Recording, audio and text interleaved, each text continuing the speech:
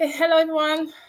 Good evening, good afternoon, and good morning to where you're joining in from. First of all, I want to apologize we had for starting late. It was technical issues, but thank goodness, thank God we're here today. So, as usual, we'll introduce ourselves and also ask you to drop your name and where you're joining in from. And those on Facebook, those on LinkedIn, and those here with us on YouTube. I was saying hi to you all. Please do let us know your name and where you're joining in from. And this section, like we know, is an informal section. Yesterday we had the Marakuri Fellowship. So today is just question and answer section, random. What questions do you have? What concerns do you have? Or do you just want to get motivated? And also, we also, if you know you've in one way or the other, this mentorship program has benefited you either directly or indirectly, please feel free to drop on the chat how, or possibly if you want us to add you backstage to speak, let us know. We'll send you the link. So let me quickly introduce myself, then I'll start with the lady, then Shoaib. Okay, so my name is Ejiro Matilda Ikoko, your usual one of the hosts. Yeah, because Buchi is the other host, but he's not available today. So my name is Ejiro Matilda Ikoko. I'm a PhD student at the University of Leeds, also a Commonwealth scholar. And my research is on women and transport in sub-Saharan Africa. So thank you so much. And thank you, Chisley. Can you please introduce yourself? Hi everyone, I'm Chileshe Mabulabwalia. I am a Zambian medical doctor and I'm currently a PhD student at King's College London. Before I came to King's, I came to the UK for a master's scholarship on a Commonwealth scholarship. So I have that experience of applying for the Commonwealth, applying for the Chevening, applying basically that the year that I was looking for funding, applying for everything that I could find. And so yeah, just happy to help and happy to kind of give feedback and insights to people who are in that journey right now. Thank you so much. And Shoaib. Yeah, thank you so much, Ejiro. I'm Shwaib Arogundade. Currently awaiting my Viva, my PhD Viva at Leeds Beckett University. Yeah, uh, it was a partially sponsored PhD because I applied for an advertised PhD project, which I was fortunate to get, and previously I did my master's at University of Leeds through Commonwealth scholarship. And just like Chileche, I applied for quite a number of scholarships in the past. Applied for the Chevening as well. Applied for PTDF because I'm from Nigeria, and a couple of other scholarship. And I also host Construction Carbon Talk, and Yeah. that's me for now. Okay. So just to quickly add it, so this is the side construction carbon stocks. Just ignore the write up. Just look at the banner. Okay. All right. So I don't know why people are always shy to tell us their name, but it's fine. Just feel free to drop your name and where you're joining from. And yeah, so those on LinkedIn I can see you. So feel free to drop your name. Okay, so let's just while we wait for them to drop their questions, I just want to start with because I know that both of you have done mentorship for some people. I believe so. So if you can just quickly tell us what is a common issue or possibly common mistakes you think your mentees make, because I believe this might be relative to might affect others.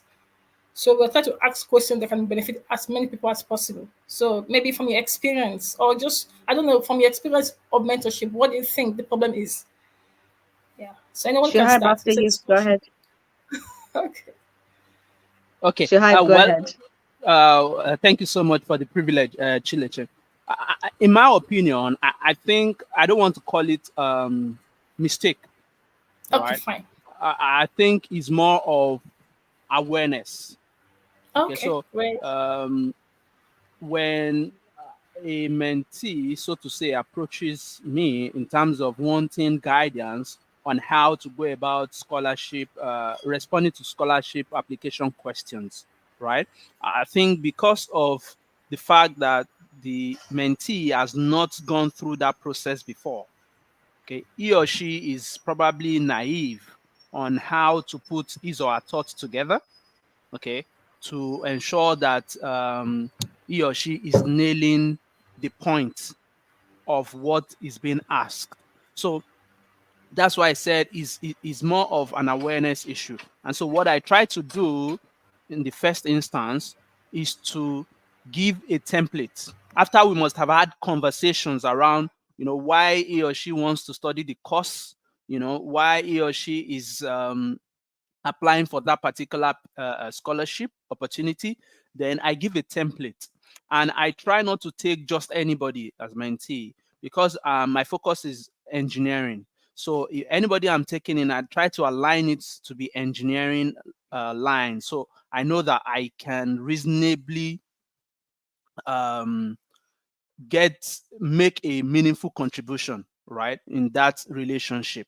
So I give a sample which is more like my own, okay, and I also ask the person to go online and search for samples, because one thing about scholarship is that no one size fits all.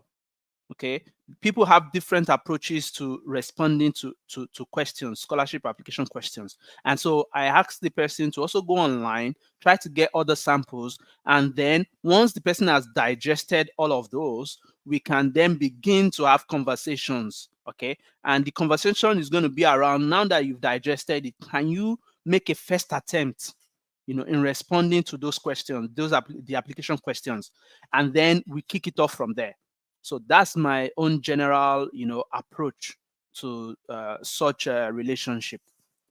Chileche, do you want to go ahead now? Yes, thank you. That is very similar to my thoughts on the matter as well.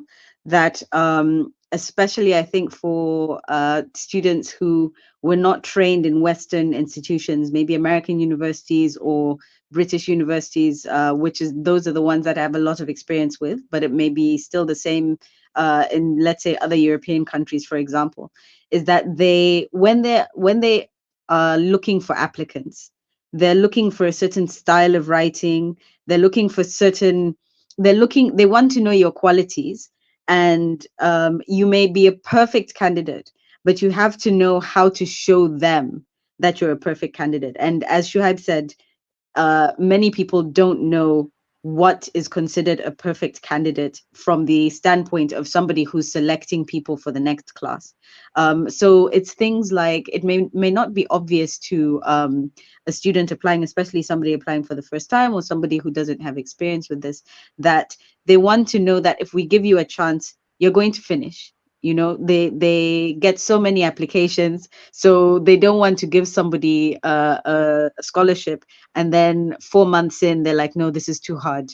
And so even something that seems as straightforward as showing that you have stamina, showing that you start things and finish things, those are actually scoring points for you in the background. So sometimes saying something that kind of indicates that is really valuable.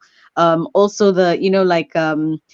people often don't know how to kind of package themselves in a very like short and distinct way. So you'll find that, as you have said, and this is very true, there's no one correct answer. But when you see a good essay, you know a good essay when you see it. It's not that it looks exactly like the other one that you read, but it has certain qualities, I guess you can say. And it's for me, Shuhaib was talking about a template, and for me, the things that I look for from the perspective of a reviewer is, what is this person's experience that they're bringing to the table that makes them a good fit for this opportunity? And I look for that literally in the first paragraph. So if you're starting from no, ever since primary school, then I already start to feel discouraged, because it's like, okay, everybody finished primary school, but that doesn't actually distinguish you from another student as to whether or not you're going to do well in this program. So as Shaib was saying, he's more focused on engineering. I'm a healthcare professional. So those are the students who, not so much that I'm not willing to help people outside of my field, but those are the people who know me. So those are the people who tend to reach out. And so you want to kind of immediately kind of launch into, I'm a doctor, this is the experience that I've had, this and this and this is how I got to the point where I feel like I need to get a master's. I've gone as far as I can go, and the next step is a master's. The next step that makes sense is a master's, for example. Following that, just this idea of like, okay, you've shown me that you're a good candidate, you're potentially a good candidate. I can trust that this may be a good fit for you. Why are you applying for this? So giving a brief explanation and not spending. This is another thing that in terms of Ejiro's question of like what's something common that you see, you'll find that students will spend 2-3 paragraphs of a 500-page essay. 500 word essay, sorry. 500 words is 1 page. So if you're spending 2 or 3 paragraphs telling a university about itself instead of telling the university about you, you've misused that space. So, it's things like that where the student thinks that they've really worked because they did all this research and they know that, oh, Professor this is here, and they have this program, this is the best program for this particular thing that I'm interested in. And bringing those things out is important, but you want to make sure that that's like 2-3 lines out of your 500 words. And so it's things like that, and that's where that mentorship becomes so valuable and so important. The other thing that I always tell students, because I think that there's so many resources, lives like this, YouTube videos, essays on the internet, and so on. So people are getting a bit more of an idea, and I think they see in a sense that like, okay, universities or programs are looking for like the best student or the best candidate, but best doesn't always mean just one thing. I'll wrap it up now. I know I'm monopolizing at this stage, but I think that one of the most important things is to tell your story, because that's what makes you stand out. If I'm a reviewer and I'm sitting with a stack of 100 applications or 200 applications, I'm not going to read them that deep detail. But I am, it's my job to try and put the best class I can together. So I am going to give them some attention. And the things that are going to stand out are the story that makes it unique to you. Only you can tell your story. Only you have your story. Anyone can be the number one in their class. Anyone can, there's all these different things that show excellence, so to speak. But if you, for example, you struggled with finances and you started a small bakery business. This is actually a student that I interviewed for one of the mentorship programs in Zambia, who told this story about how, as a medical student, started selling scones and cookies out of his bedroom in spare time to help supplement his funds. And I mean, that interview panel was more than 5 years ago, more time than even when I went to my master's. And I still up to this day think about that young man, and I hope he's doing well.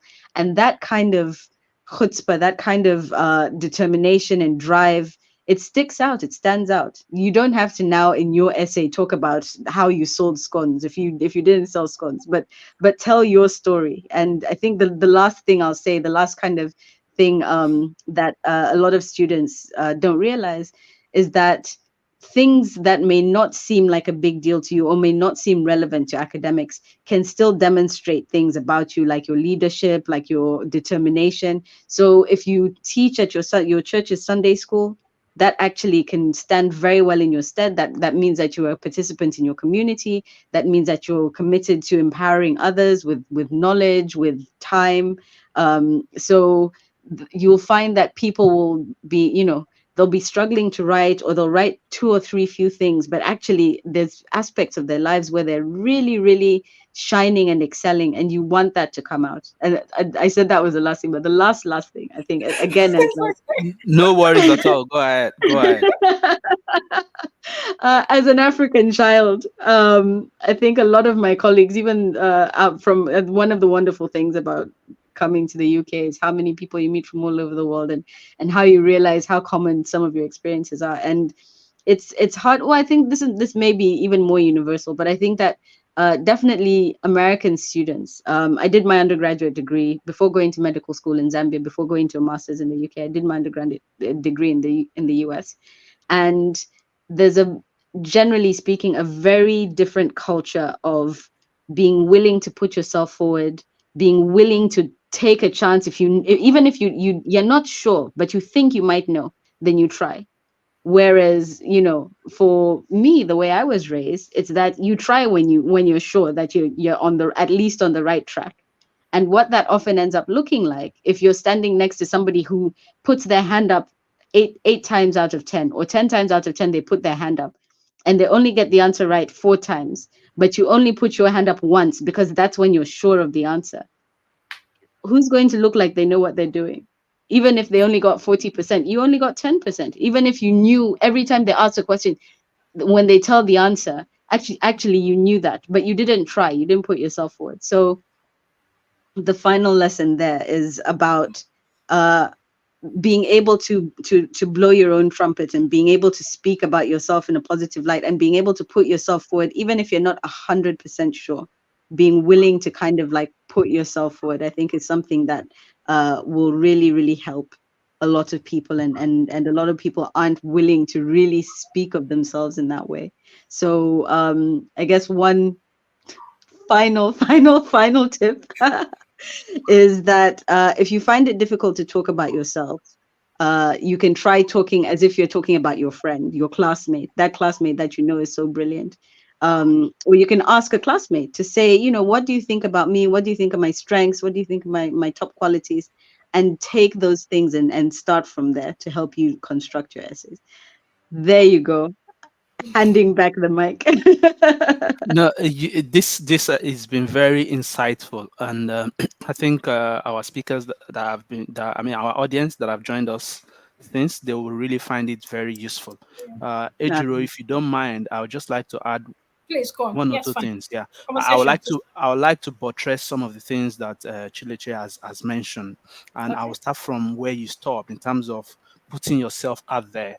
And I think as Africans, like you rightly said, because you're Zambian, you could testify to that. As Nigerians, this I could testify to that as well. So I can safely infer that as Africans, I think we find it difficult to put ourselves out there.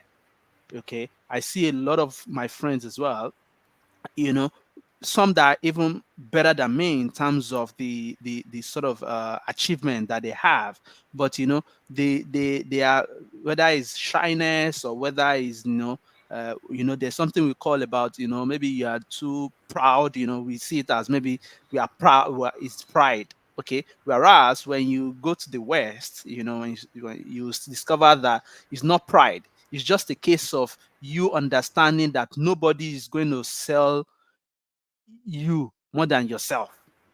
Okay, you have to sell yourself.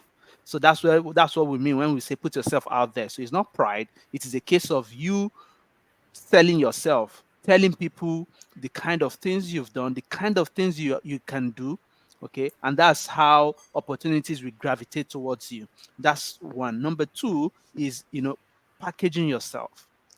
It sort of tallies with putting yourself out there. And one of the things I talk to my mentees about, especially like you said, Chileche, they will come to me and they're like, no, I don't know how to respond to this application question. I've not done anything.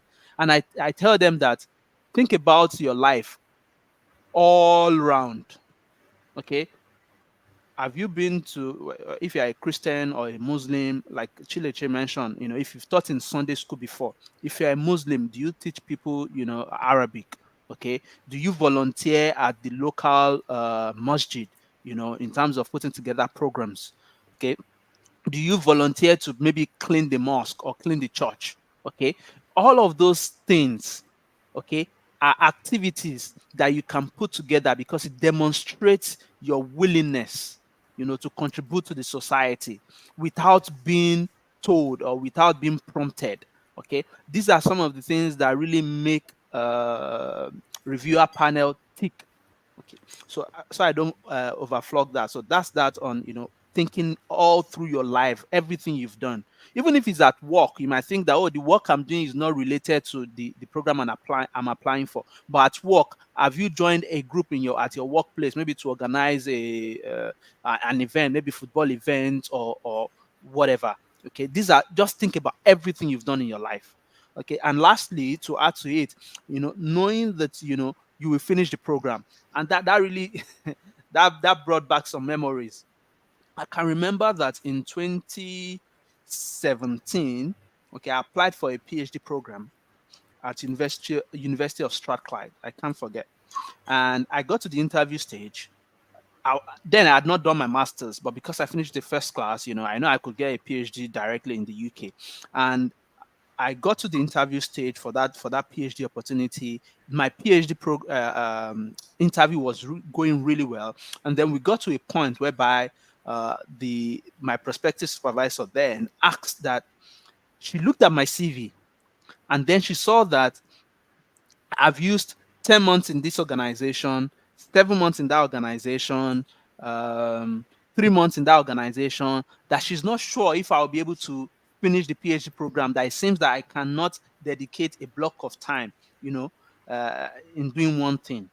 And what really helped me then was I told her that the job I was doing then, while I was doing the interview, I said, I've been at this job for more than almost 3 years. Okay, and so that demonstrates that I can stick to something for a longer period of time once I see that it's fascinating and all of that. So these are some of the things I just wanted to point out, that they will look for: can you finish this program? Because a PhD is something that they want to understand if you can finish the program. Anyway, I didn't get that scholarship, but it wasn't because of that, because she was ready to give me, because you could see the excitement in her eyes. But what caused the challenge then was because of funding. So the funding was for a UK EU applicant, and I was international. And then there was how to cover difference was not there. Okay, and so that was how she had to say, "Oh, sorry." But those are some of the things I just wanted to sort of add to the conversation. Thank you.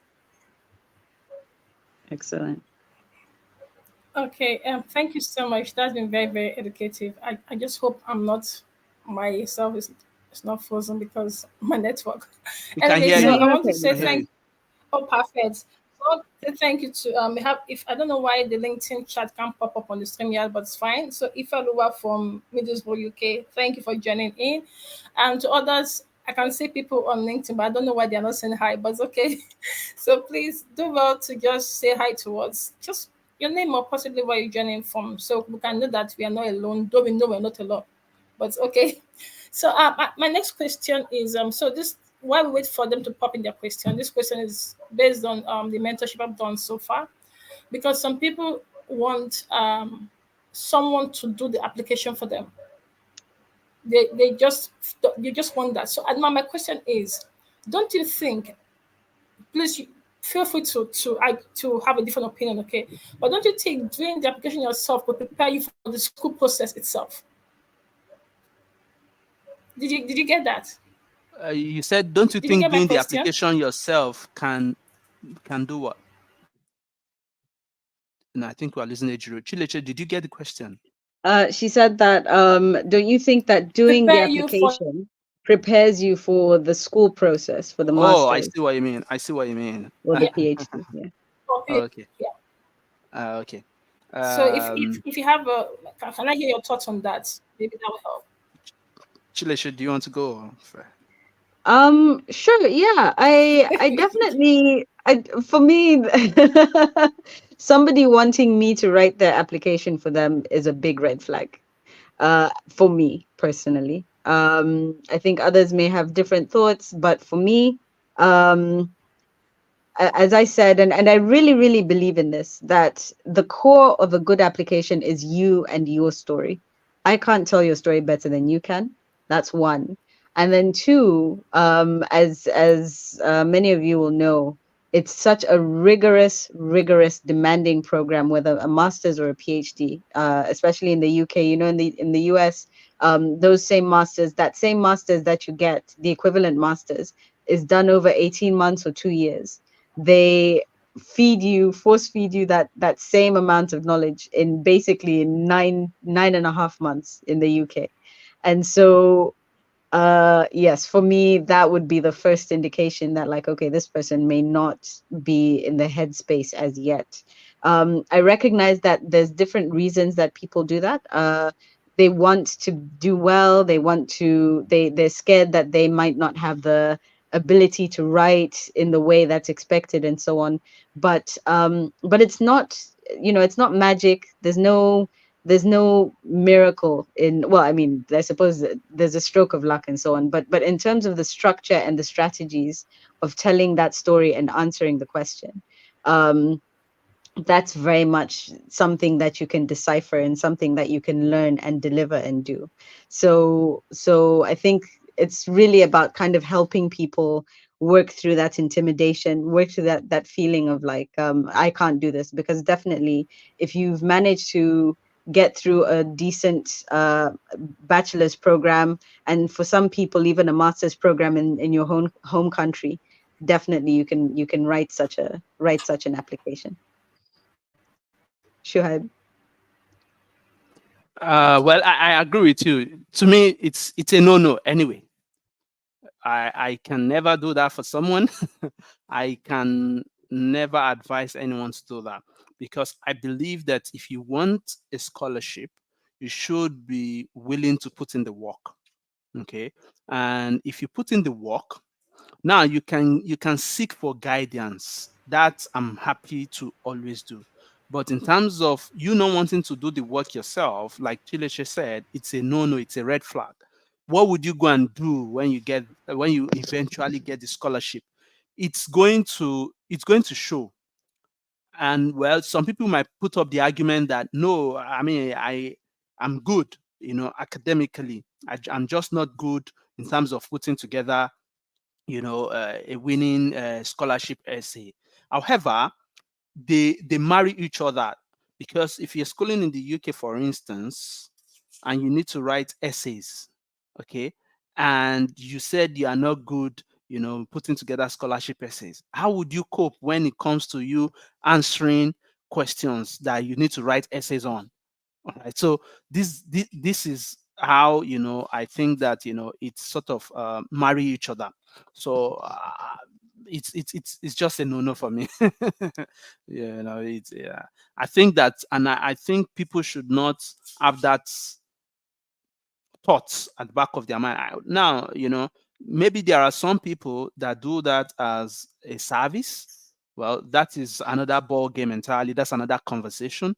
But if it's a case of you not engaging those people for their service, and it's a case of you having someone you say is my mentor, scholarship mentor, or someone that is supposed to guide you on scholarship, and then you are trying to get the person to write for you.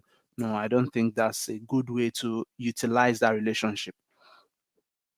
Yeah, I think we lost Ejiro a bit, and she's going to come in soon. But in the absence of Ejiro, I think Gloria has joined us. Gloria said, "Working through intimidation."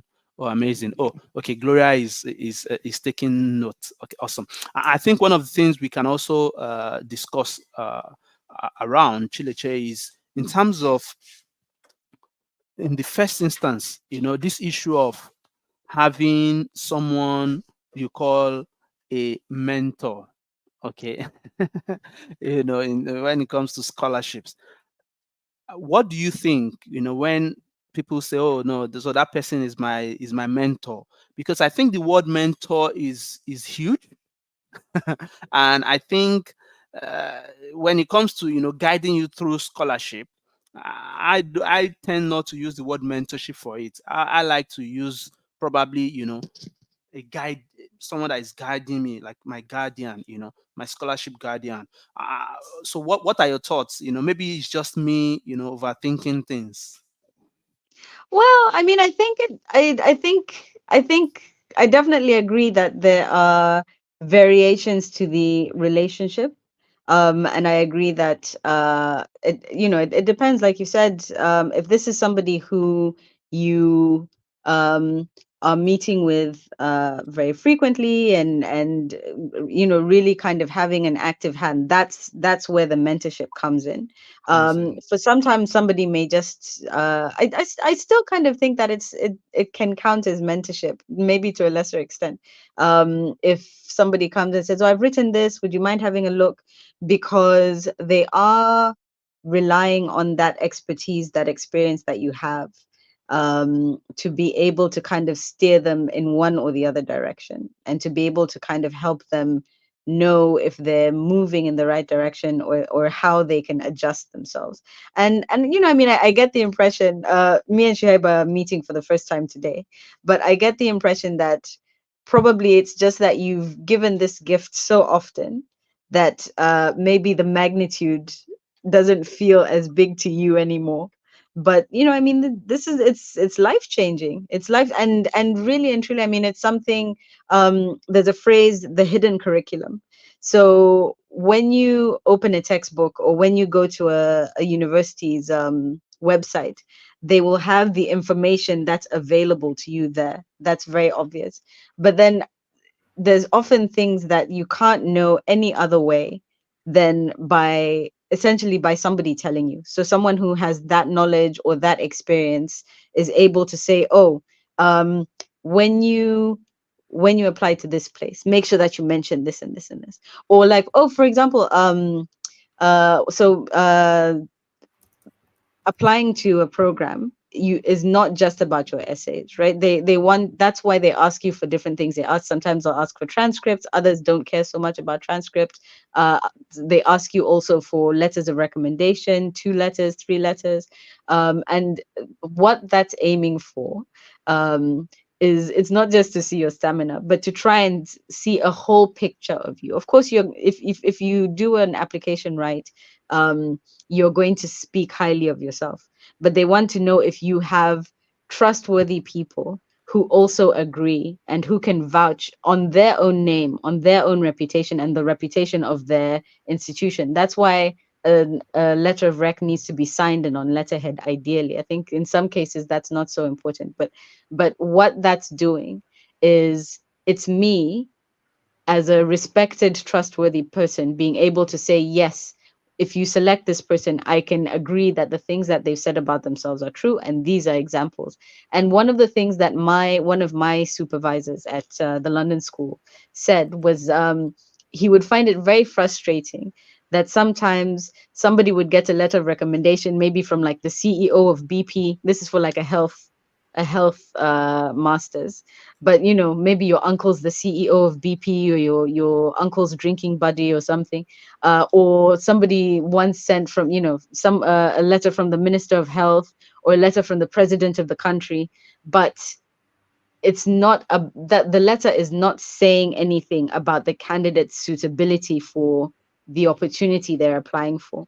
So yes, again, maybe speaking to our African culture, and that respect that we have for eminence and so on, that when you're doing it, it can feel like you've really done the right thing. You found the absolute most important person you can find to speak for you. But actually, what you might not realize, coming from like, which I would never have guessed. One of the years when I applied for scholarships, I had done some work where the Minister of Health was involved, and I leveraged that to go back and say, oh, I'm applying for this, please can you write a letter of rec on my behalf. And that year, for I'm sure a number of reasons, as these things always happen, I didn't get any scholarship offers.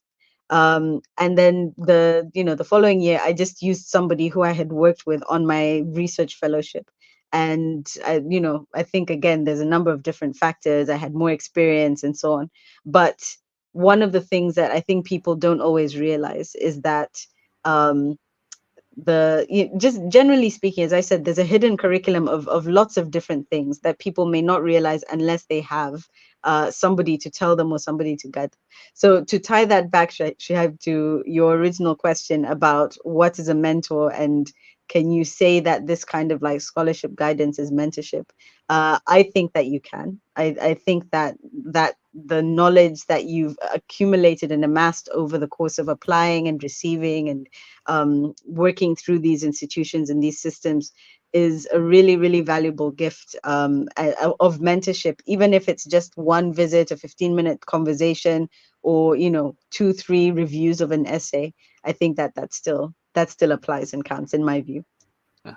Awesome. Thank you so much, Leche. I'll just quickly add some few points, then we'll take Gloria's question. And so, which is in terms of that letter of recommendation and reference, to sort of vouch for you in terms of what you can do, your suitability. I think what our audience also need to understand is that there are different kind of letter of recommendation. So if it has been stated okay, that is a character reference. Okay, or maybe you can have two letter of recommendation. One could be a character reference, and then the other one has to be like a professional reference or academic reference, or as the case may be. All right. So if they have stated academic character reference, then you can probably use maybe minister, president, CEO, who knows you, who can vouch for your character.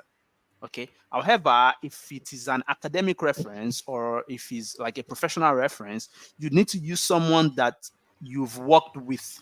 Okay. That's when, because those are the people that can vouch for what you can do. So I just wanted to sort of distinguish it, so that people will understand, what we mean by not getting letter from maybe an eminent person versus getting it from someone that you might think that, oh, this person, oh, he's just my manager. Or what does he have? Or what does he know? But because you've worked with the person can speak to, your competence. So that's what I mean. And then the question by Gloria, Gloria said that the session has been insightful, and she wants to understand at what point do you know if your application document is good enough, right? So that you don't get stuck in that rabbit hole of, no, it's not yet good enough. That's an excellent question. Yeah. I think, again, one of the things that can work against us, I completely understand. A lot of the things that work against us are things that I had to fight against myself. But it's good to show others, especially trusted others. That's one of the places a mentor is useful, or that scholarship guide, as you had said, where somebody else can read your work. Because when you've worked on something, you've worked on it at length, you've edited, you've deleted, you've started from scratch, you've been working on it for 3, 4, 5 weeks, every word is so precious to you. And so it can be hard for you to see that actually you said this already 3 times. So you need to cross out 2 of those times. You're wasting this space. You could use it to say something else about yourself. Or you wrote this really, really beautiful paragraph, but actually it's irrelevant. It doesn't add anything. So it's good to have somebody who you trust, who, a friend who can mind your grammar, can mind your that you're sticking to the point, that you're answering the questions that were asked. If they ask you to demonstrate how you've shown leadership, and you answer instead about networking, you can do a perfect answer, but if it hasn't answered the question, that can work against you. So to answer the question of how do you know when the application document is good enough, in truth, you know it's good enough when you've been accepted, right? You can think that it's perfect, but you don't get accepted, or you can think that it's rubbish, but you do get accepted. So in terms of when to stop tinkering with it, I think that's a challenge that writers have, is that you can always, if you have more time, you can always look at it and say, oh, I can change this, I can change that. I think that a key thing is to start in good time, so that you do have time to make it as strong as possible. As I said, it's good to at least let somebody review it, ask somebody to review it. Sometimes it's really good, communities like the one that Ejiro has built, where you know that you're several of you going towards the same goal. I know that it can be hard because your colleagues are also your competition, and there's always that thought in the back of your mind that we're helping each other, but maybe some of my help will actually let my friend get chosen instead of me, or something to that effect. I think that can be a very heavy piece of information on your mind. But if you'll indulge me just 2 minutes to tell this story. There's this a lady, a fellow doctor, a colleague of mine, who is just amazing, phenomenal. She's one of the most amazing women I've ever met. She's in Zambia. She started in medical school as a young woman. She started her own NGO, which is now a bona fide NGO that's supported and collaborates with other international NGOs. And we were applying for scholarships in the same year.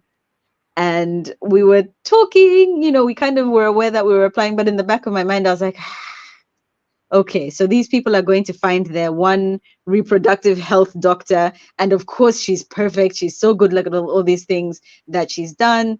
Why am I even bothering? But like at the same time, I'm so glad that I didn't allow that to make me hold back information or hold. I think one of the things, at least, that I'm an older woman now, I'm in my 40s, so I think maybe I have a little bit of that ability to kind of think or feel that if it's not meant for me, then I won't have it, and if it's meant for me, I'll have it. So I didn't mind sharing what I had, and also I think maybe that also just I don't know, the good luck of a family that is generous and willing to share. So I wasn't afraid to be open, and they took both of us. The short version of the story is that they took both of us.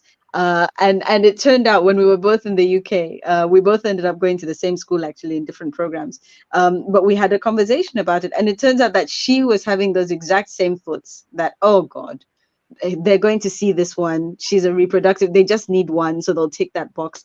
And the thing is, really, for especially these UK programs, one of the things that I've heard is that if you check the boxes and they have the money, they're going to take you. If it means taking 5 of you, if as long as you're fulfilling a purpose that they're looking to fulfill, and the money is there. And at the same time, you could be, sometimes you'll find that you're left off the list, so to speak, and you can't understand because you did all the things and you got good letters, and sometimes it truly is, as Shuhaib was saying, just circumstances outside of your control, and it might not be your time. I definitely, when that happens, encourage people to try again, to, where possible, kind of reflect on how you might make it stronger, where possible, go back and get a bit more experience, so that you're not just submitting the exact same essay from last year.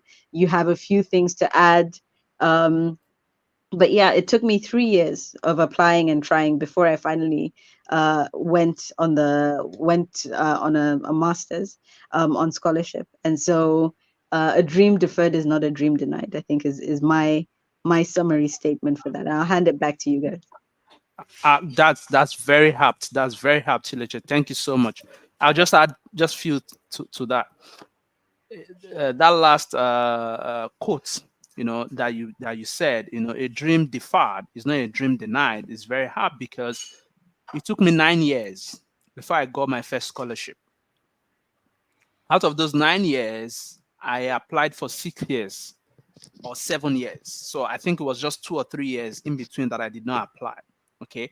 And like you said, it might just be that it's not your time yet. So you can't say you will not continue applying. It's going to happen when it is your time. So there is an element of, so for the people that believe in God, there's an element of, God factor. Okay. For people that don't believe in God, there's an element of luck, as they would like to say. So you have to understand that piece of thing. Then in terms of the question itself, let me just add to that. What Chileche has said, give it to someone to read, because your application pack, okay, like Chileche said, until you get into the program, that's when it's good enough, right? But in terms of, putting your leg forward, give it to someone to read. I will tell you that I said it took me 9 years. It was almost similar application pack that I used for the 9 years. Okay. And then I ended up getting it. And I had applied for Commonwealth before. I did not get it. But with the same application pack, I think it was just about 3% or 5% maximum tweak to that. And then I crossed the line. So you can see that there are various factors working together, in terms of getting this thing. So you just have to be convinced about what you can do, be convinced about what you've written, give it to someone to go through.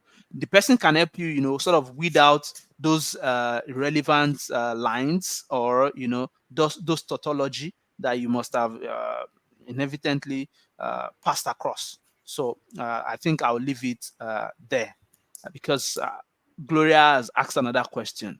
She said, I'm preparing for a PhD studentship application without clear assessment criteria. CV, statement of purpose and research proposal, and letter of recommendation. From your experience, which document is more important in this case? Okay, so Chileche, oh no, before I come to you, Chileche, sorry. Gloria, if I get your question correctly, are you saying that there's no clear assessment criteria, but they have asked for all of these documents? I guess that's what you're trying to say. They've asked for CV, SOP, research proposal, and letter of recommendation. In terms of the important document, I'll just quickly give my thought, then I'll hand over to Chileche to give a thought. I think that all of those documents or whatever, they are very important. Okay, so yeah, she confirmed that that's what she meant. They are quite important. What you need to do is put your best in everything. The one that is within your control is your CV, your SOP, and your research proposal. Letter of recommendation is not within your control, right? But for your statement of purpose, for your CV, for your research proposal, you want to put in your best. Okay, and I know that especially for UK universities that I'm very familiar with, when they say research proposal, there's always a guideline on how you need to put together that research proposal. They could have said maybe it's a 2-page proposal or a 1,000 words proposal. They could have, or they would have given you, the sort of questions that you need to answer even in that proposal. Okay, and also for some universities, they already have a template. Rather than just telling you these are the things, they have a template already that you can just follow. So you need to follow those templates and not go overboard, okay, in terms of you applying your wisdom. Okay, and then for your CV, another thing I would like to state in CV is that there are different kinds of CV. So if you're applying for a PhD program, you cannot use the CV that you utilize for applying for a job, okay, a professional job. For that, you need to develop like an academic CV. Okay, and if you go to jobs.ac.uk, you will find the sample or a template of how you can prepare an academic CV, especially for the UK. All right. So I think those are the things I would like to. For SOP, I think that's general. You just need to, put together, talk about yourself, like Chileche has said earlier. Talk about yourself. Talk about why you are the best person, to be picked for the PhD. Talk about what you have done in the past that is related. Then you want to show that okay, you've done some little research about the university and probably the potential supervisor that you probably be working with, and you just want to, mention that. And then one thing that is also important, okay, is that you need to tell us why we need to, not why we need to give you. You need to tell us what you would do, okay, with that PhD afterwards.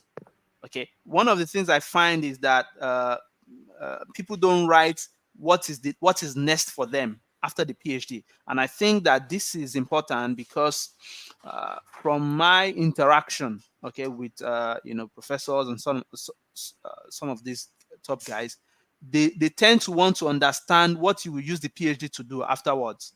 Is it that you want to go back to the industry, or you want to go back to academia? And there's another, again, Chileche and Ejiro can speak to this.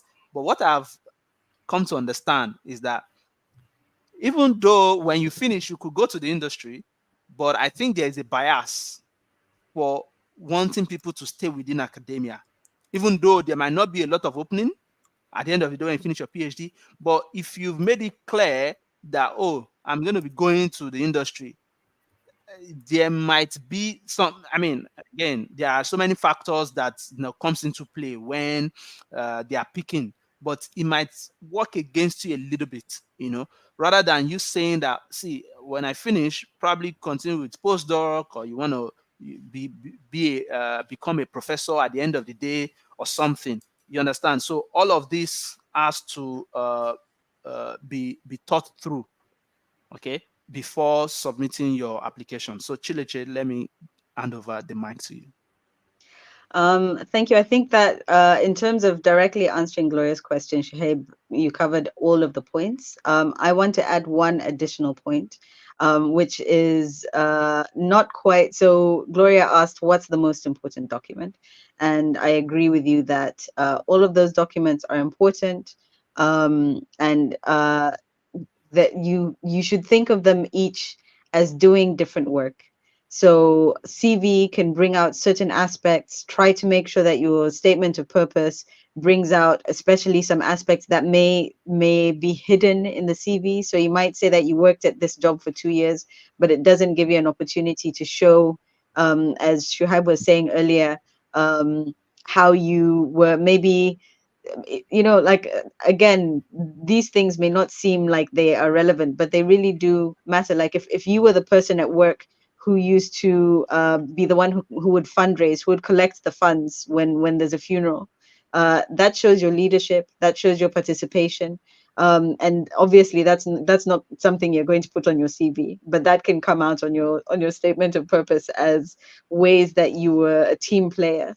And so in that way, your statement of purpose is doing different work from your CV. Again, when you have your letter of reference or letter of recommendation, that's an opportunity for one of the things that people have different views on this, but you can often submit a draft or submit some points to the person who's writing the CV for you, and you can take that as the letter of reference, sorry, and you can take that as an opportunity to say, please make sure that you mention this and this and this, and that can be extremely helpful for professors who are busy, for professors who maybe you took their class 5-6 years ago, you were the best student in that year, but they've had so many semesters of, again, students and all these other things going on in their lives. So it can be very, very helpful just to kind of place you, especially if you haven't had an ongoing professional relationship continuously since that time.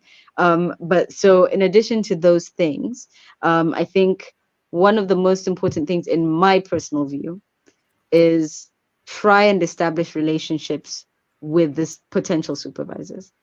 I personally think that that is so important. People feel shy to send an email to a potential supervisor, but that's somebody that you're going to be, so to speak, in a relationship with for at least the next 3 years of your life. Maybe even continuing as a collaborator if you're going to stay in that part of the field. So you really want to try and avoid. I know that it can be very, very challenging, because especially when you're coming as an African student, there's so few opportunities. You want to just jump on whatever you can, but there are few things worse, I think, in a PhD than finding yourself in a toxic relationship.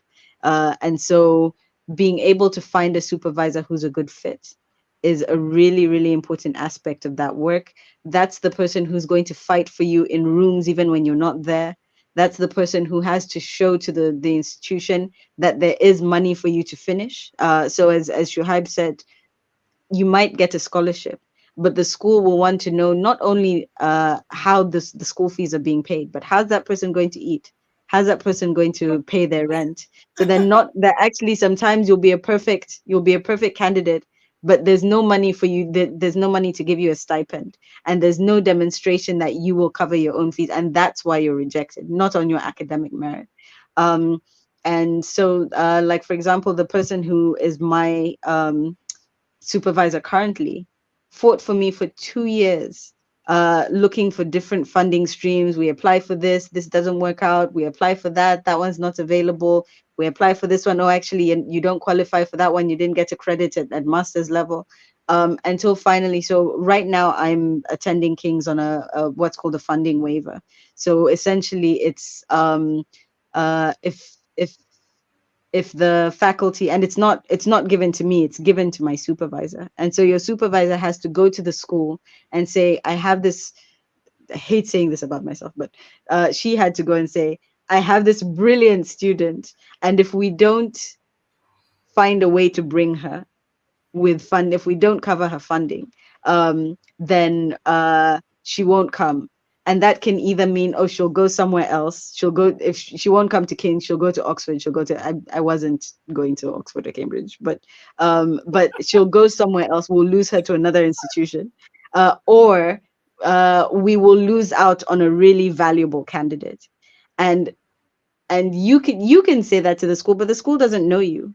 But the school owes something to its faculty. And so if you identify somebody who is willing to have those conversations on your behalf, um, that's a really valuable asset to have in your application journey. And so, especially at PhD level, I do encourage people to send a short email. Hi, I'm interested in working with you. This is my experience, not paragraphs and paragraphs, but just like a very, very short. This is why I think you and I would work well together. This is what I'm interested in doing, and I'm keen to source funding, because that's often the biggest barrier, right? Is that some as Shuhaib was saying, somebody can be really excited about you as a candidate, but if they can't pay for you for 4 years, they can't demonstrate. Sometimes it's 300,000-400,000 pounds. Then it means they can't take you on. And so you also have to show that willingness to work for funding. So to apply for, whether it's a Wellcome Trust grant, whether it's a Commonwealth scholarship, whether it's some other funding, that you're going to put the legwork in, so that if that person invests in you, commits to you, um, then you're going to do the work to make sure that you're funded.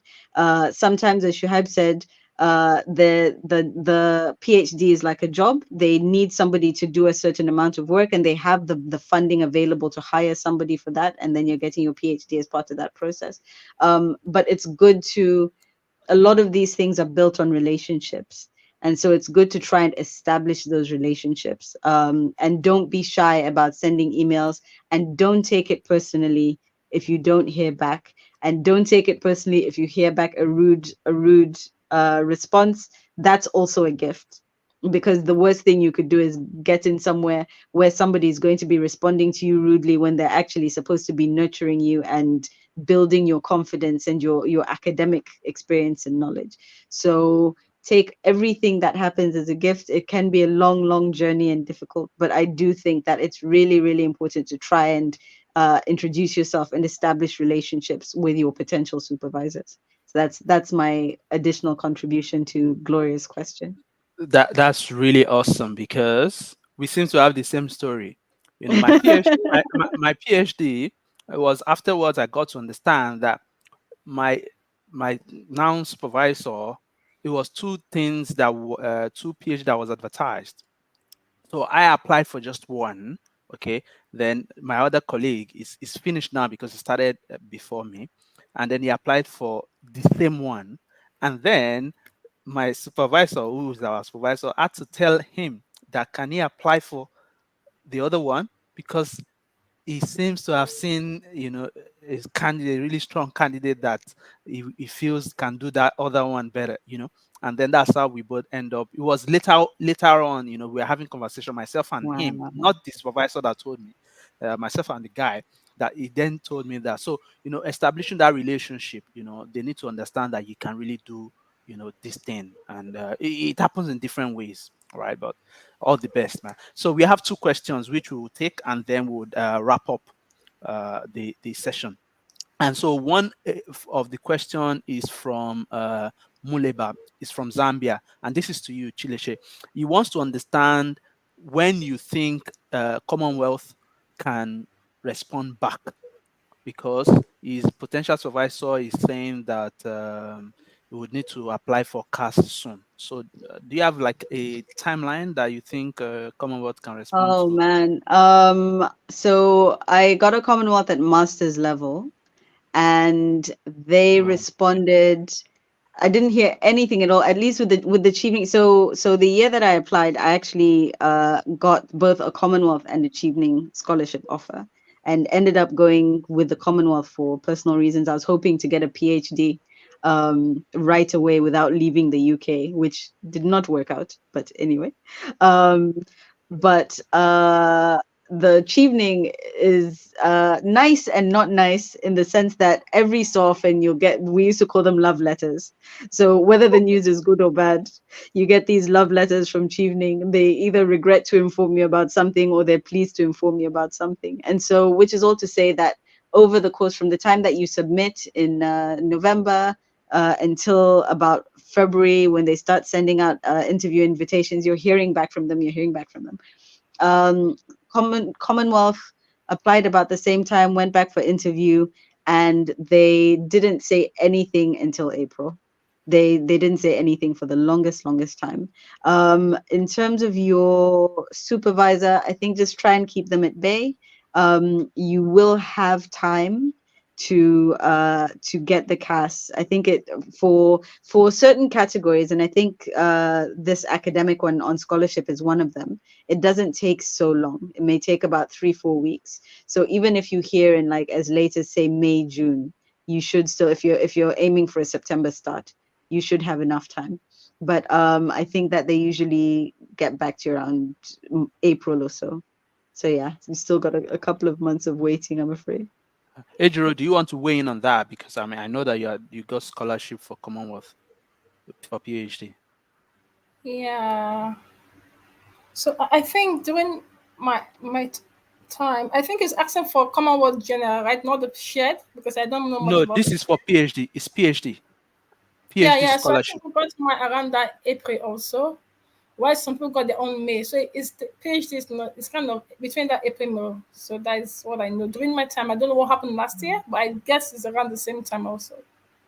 Yeah. So what I'll just add to that, Muleba, is that don't panic, don't be overwhelmed.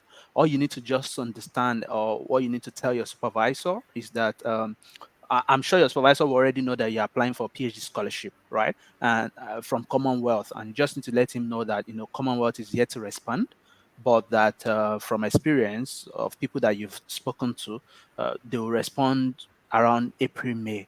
And in terms of CAS does not take more than 2 days, 3 days. Once you get that, you can get your CAS. That's one. Number two is that no, I think that sorts it. Don't let me say the other one. So that I think that sorts it.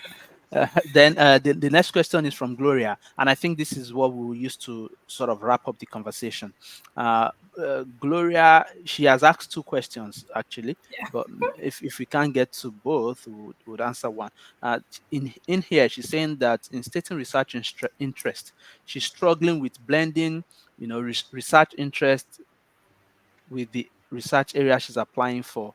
The research area is an interesting area, but different from my MSc work. Okay, the follow up explanation is, how do I blend both? Should I talk more about my interest in the research topic, or my relevant skills or experience to showcase my genuine passion for the new area? Chileshe, do you want to weigh in on that? Yeah, I mean, okay, that's a little bit of a tricky one. But you have the experience you have, Mhm, and you have the interests you have. mhm. I think it's difficult to know without knowing the two things are.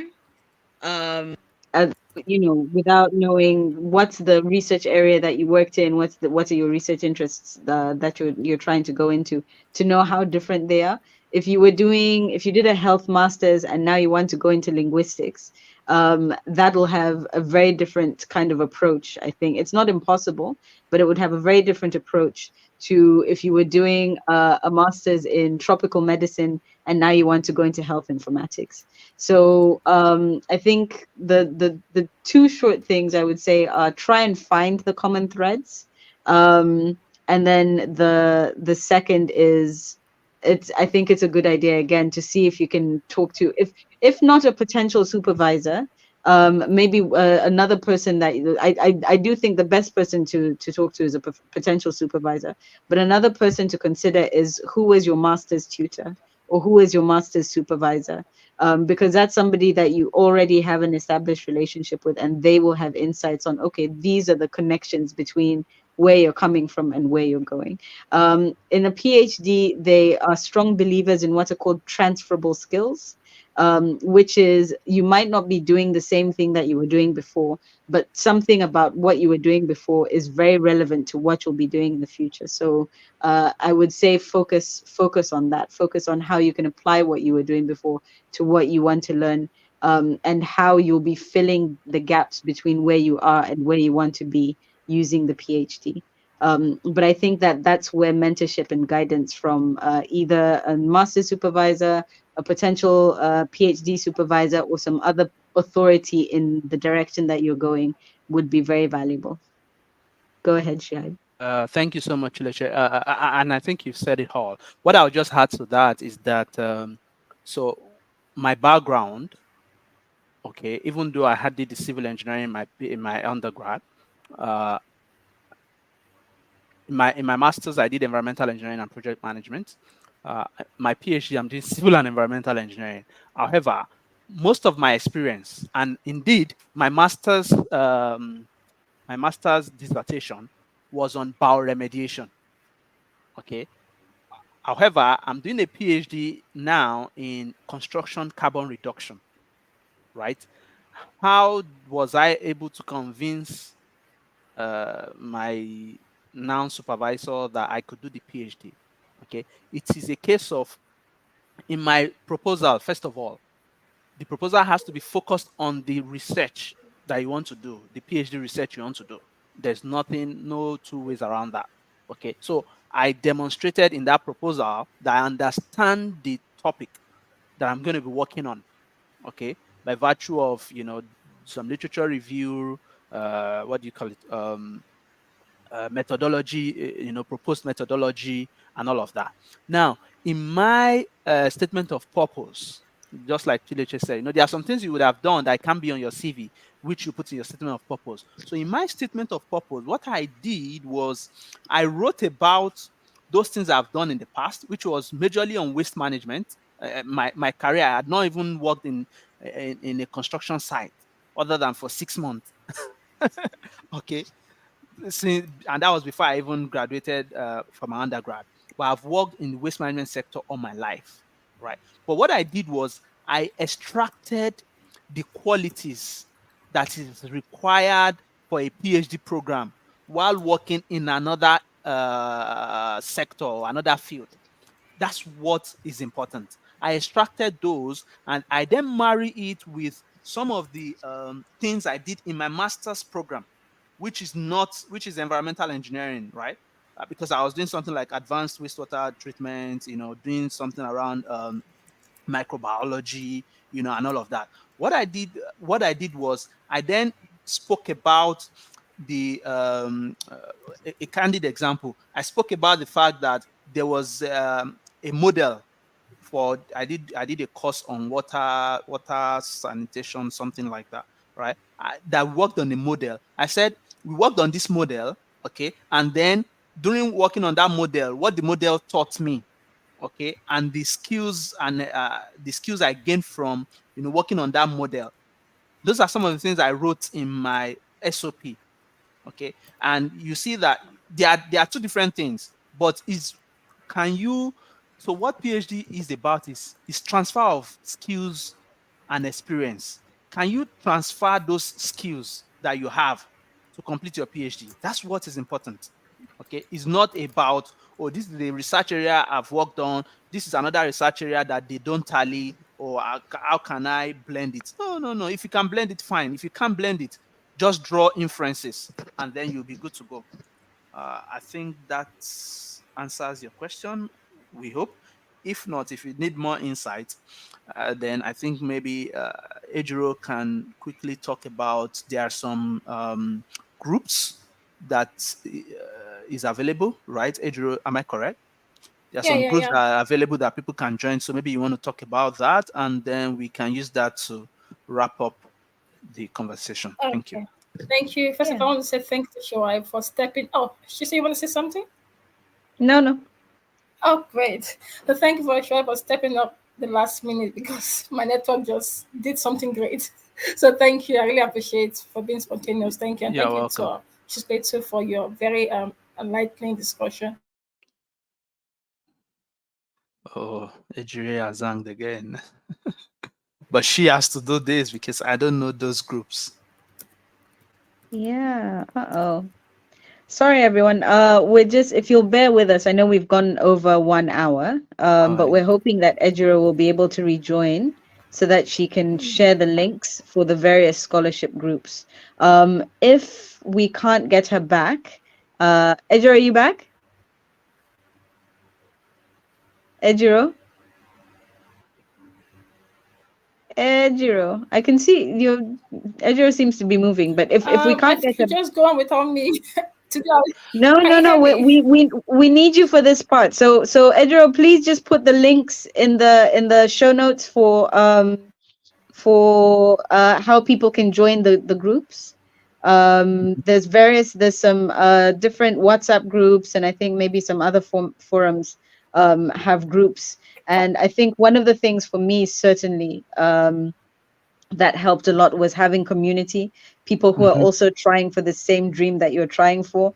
As I mhm. said, it can feel very difficult when you're also in competition, but actually, really, you go so much further and you learn so much. So Ejiro, if you can just share the links and the different forums where people can join to get Can more you, to can you hear me now? yes. Yes. Oh, okay, great. Thank you so much. Just to because we want to avoid spam, so what we do is that they can reach out to us on LinkedIn, on Facebook, or just reach out to any of the speakers. Then we can share the link. Because if we share the link here, they're going to spam the chat, so we don't share Yes. directly on it. Yeah. Okay. So I think I will stop Awesome. talking now. So I don't trust my network. So just end it. Let me just keep quiet. All right. All right. Thank you so much, Ejiro. Thank you, Chileche, and thank you to our audience for sticking around till this time. We apologize for in starting we took about 10 minutes because of the network issue. We apologize for that, and we hope that subsequent sessions are going to go really smooth. It's out of our control. It's a network issue which we can't do anything about. So thank you. Until next time for the March sessions, there are going to be 3 sessions that is already planned for March. One is on preparing for graduate school in the US. So for people that are interested in going to the US, you want to stick around for that in March and you don't want to miss it. For those that are applying for Commonwealth Scholarship, we understand that yes, Commonwealth Scholarship might have closed now. However, it is important that people that have the intention to apply for it later in the year begin to attend such webinars so that they can have an understanding of what it is about, how to go about it, and then you are much more prepared before the application comes out. And also the last session that we already planned for March, it might extend, but the last session for now is PhD for you. This is really important because there are some people that really think that they want to, go in for a PhD. Okay. However, PhD might not be for them. So there are different reasons people go for PhD, but you need to have an understanding if a PhD is for you because there are stress. Anything you do in life, there is stress, right? But the stress in PhD can be on another level. I know. I see that Chileche is already Chileche is already smiling at So it can be a lonely journey. Okay, it's different from when you are working in an organization and you are stressed and all of that. This is you and you alone. You are the sole runner, even though you have your supervisors to guide you, but you have to make a lot of decisions yourself. Okay, so you need to understand if indeed a PhD is for you. It could be that doing an MSc is just the best for you that you have done. Some people, it could be that MBA is the next thing for them to do and they are good. Some people, it could be that it's just masters by research that they need to do. So you need to want to attend that session, especially if you want to do a PhD. So that'll be all for today. Thank you so much, Chileche. Thank you, Ejiro, and thank you, our audience. Till Thanks March. everyone. All the best. Yeah. Take care. Bye. Thank you. Bye.